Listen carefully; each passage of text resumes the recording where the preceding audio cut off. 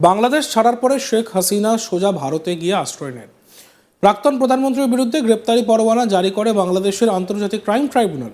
তারপর থেকেই শেখ হাসিনাকে বাংলাদেশে ফেরানো হোক এই দাবি তুলে ভারতকে একাধিকবার অনুরোধ জানিয়েছে বাংলাদেশের অন্তর্বর্তীকালীন সরকার।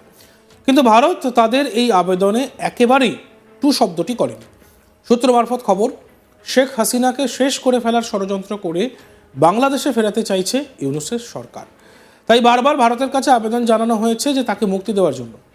শেখ হাসিনাকে ভারত থেকে বাংলাদেশে ফেরানোর আবেদন করে দিল্লিকে আগেই ভার্বাল নোট দিয়েছিল ইউনূসের সরকার।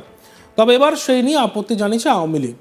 ইউনূস সরকারের বক্তব্য, ভারতের সঙ্গে বাংলাদেশের যে বন্দি প্রত্যর্পণের চুক্তি হয়েছিল তাতেই শেখ হাসিনাকে ফিরিয়ে দেওয়া হোক বাংলাদেশে। তবে আওয়ামী লীগ বলছে এই অন্তর্বর্তীকালীন সরকার একেবারেই বেআইনি। এখনো পর্যন্ত শেখ হাসিনাই বাংলাদেশের প্রকৃত প্রধানমন্ত্রী।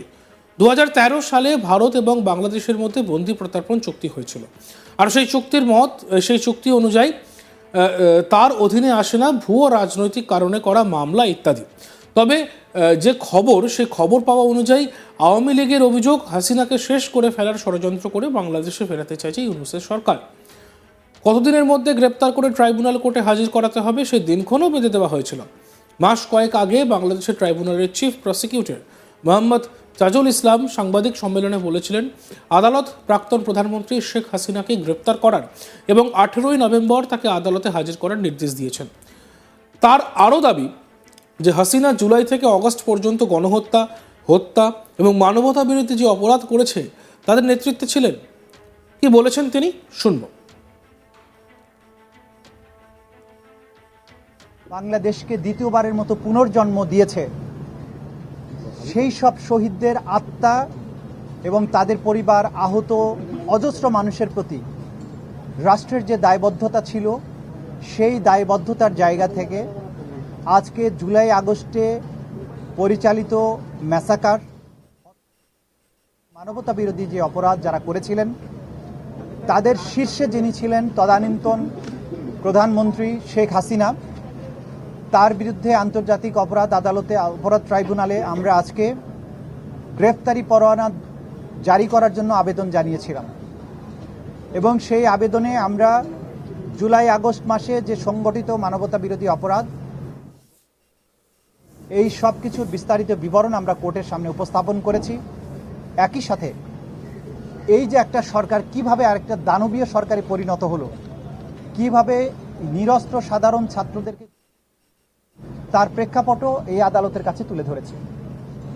এবং আমরা আদালতের কাছে আবেদন জানিয়েছিলাম যাতে এই অপরাধগুলো এত বিস্তৃত মাত্রায় সারা বাংলাদেশ জুড়ে সংগঠিত হয়েছে এবং এই অপরাধের আসামি যারা, তারা অসম্ভব রকমের প্রভাবশালী, তাদেরকে গ্রেফতার করা না হলে তদন্ত কার্য পরিচালনা করাটা অসম্ভব কঠিন।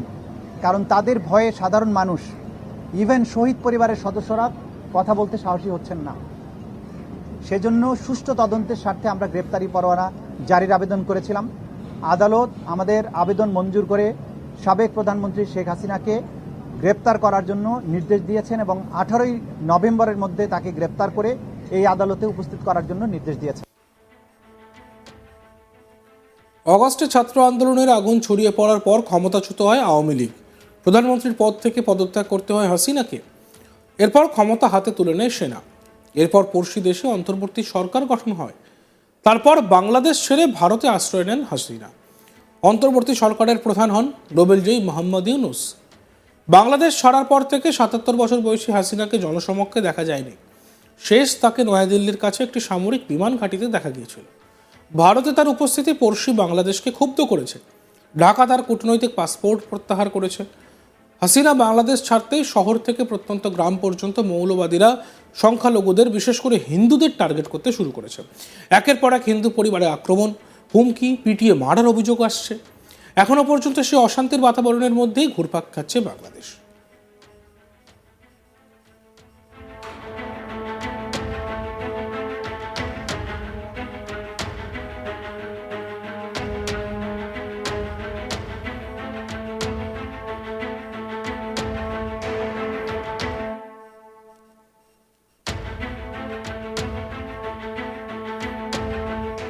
বাংলাদেশ ছাড়ার পর হাসিনা সোজা ভারতে গিয়ে আশ্রয় নেন। প্রাক্তন প্রধানমন্ত্রীর বিরুদ্ধে গ্রেপ্তারি পরোয়ানা জারি করে বাংলাদেশের আন্তর্জাতিক ক্রাইম ট্রাইব্যুনাল। তারপর থেকেই শেখ হাসিনাকে বাংলাদেশে ফেরানো হোক এই দাবি তুলে ভারতকে একাধিকবার অনুরোধ জানিয়েছে বাংলাদেশের অন্তর্বর্তীকালীন সরকার, কিন্তু ভারত তাদের এই আবেদনে একেবারে টু শব্দটি করেনি। সূত্র মারফত খবর, শেখ হাসিনাকে শেষ করে ফেলার ষড়যন্ত্র করে বাংলাদেশে ফেরাতে চাইছে ইউনূসের সরকার, আর তাই বারবার ভারতের কাছে আবেদন জানানো হয়েছে তাকে মুক্তি দেওয়ার জন্য। হাসিনাকে ভারত থেকে বাংলাদেশে ফেরানোর আবেদন করা হয়েছে, আগেই দিল্লিকে জানানো হয়েছিল ইউনূসের পক্ষ থেকে। তবে এবার সেই দাবিতে আপত্তি জানিয়েছে আওয়ামী লীগ। ইউনূস সরকারের বক্তব্য, ভারতের সঙ্গে বাংলাদেশের যে বন্দি প্রত্যার্পণের চুক্তি হয়েছিল তাতেই হাসিনাকে ফিরিয়ে দেওয়া হোক বাংলাদেশে। তবে আওয়ামী লীগ বলছে অন্তর্বর্তীকালীন এই সরকার একেবারেই বেআইনি। এখনো পর্যন্ত শেখ হাসিনাই বাংলাদেশের প্রকৃত প্রধানমন্ত্রী। তাই 2013 সালে ভারত এবং বাংলাদেশের মধ্যে যে বন্দি প্রত্যার্পণ চুক্তি হয়েছিল, আর সেই চুক্তি অনুযায়ী তার অধীনেই আসেন না হাসিনা, কারণ ভুয়ো রাজনৈতিক কারণে করা মামলা সেই চুক্তির অধীনে আসে না। তবে খবর যে পাওয়া যাচ্ছে, সেই খবর পাওয়া অনুযায়ী আওয়ামী লীগের অভিযোগ, হাসিনাকে শেষ করে ফেলার ষড়যন্ত্র করে বাংলাদেশে ফেরাতে চাইছে ইউনূস সরকার। কতদিনের মধ্যে তাকে গ্রেপ্তার করে ট্রাইব্যুনাল কোর্টে হাজির করাতে হবে সেই দিনক্ষণও বেঁধে দেওয়া হয়েছিল। মাস কয়েক আগে বাংলাদেশের ট্রাইব্যুনালের চিফ প্রসিকিউটর মোহাম্মদ তাজুল ইসলাম সাংবাদিক সম্মেলনে বলেছিলেন, আদালত প্রাক্তন প্রধানমন্ত্রী শেখ হাসিনাকে গ্রেপ্তার করার এবং 18 নভেম্বর তাকে আদালতে হাজির করার নির্দেশ দিয়েছেন। তার আরও দাবি, হাসিনা জুলাই থেকে অগস্ট পর্যন্ত গণহত্যা, হত্যা এবং মানবতা বিরোধী যে অপরাধ করেছে তাদের নেতৃত্বে ছিলেন। তিনি ঠিক কি বলেছিলেন আমরা আরও একবার শুনব।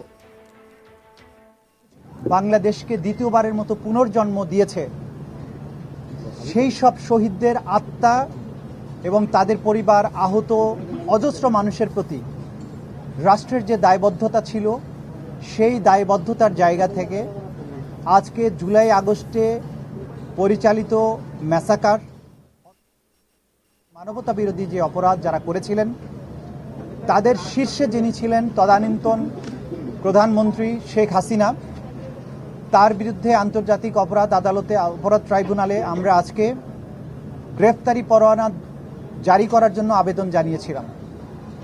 এবং সেই আবেদনে আমরা জুলাই আগস্ট মাসে যে সংগঠিত মানবতা বিরোধী অপরাধ, এই সব কিছুর বিস্তারিত বিবরণ আমরা কোর্টের সামনে উপস্থাপন করেছি। একই সাথে এই যে একটা সরকার কিভাবে আরেকটা দানবীয় সরকারে পরিণত হলো, কিভাবে নিরস্ত্র সাধারণ ছাত্রদেরকে, তার প্রেক্ষাপটও এই আদালতের কাছে তুলে ধরেছে। এবং আমরা আদালতের কাছে দেখতে থাকুন আজ তাক বাংলা, সাবস্ক্রাইব করতে ভুলবেন না।